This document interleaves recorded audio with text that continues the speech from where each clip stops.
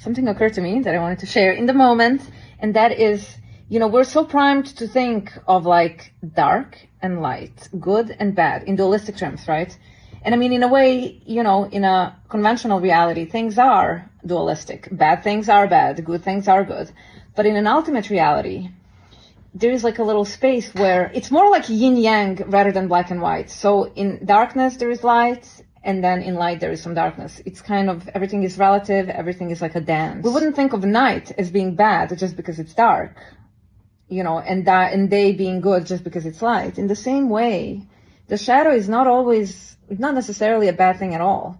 We have constructive and destructive aspects of our personality. And sometimes the destructive stuff is very useful when you have to cut through the crap and the nonsense and destroy the old to come in with the new, to build something new.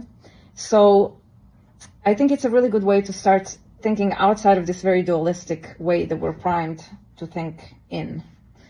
So it's time to think of things in a more unified way.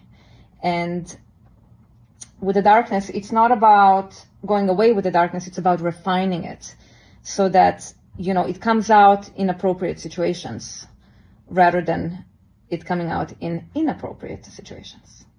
Okay, that's my food for thought for today.